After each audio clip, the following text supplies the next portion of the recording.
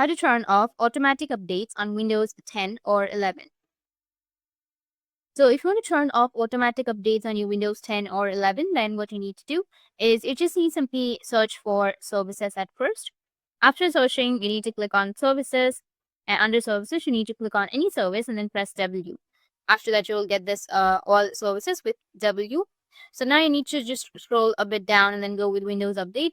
Double click on it, go with the startup type, select disable, and then go with OK. First apply and then OK.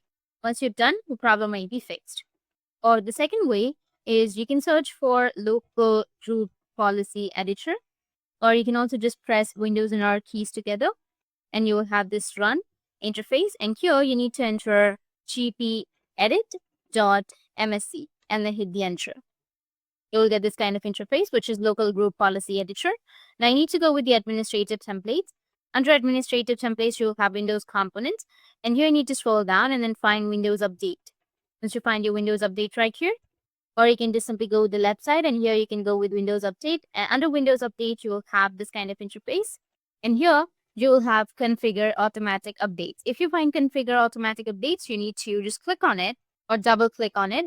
And then you need to select disable and go with apply and OK. After that, go and restart your device.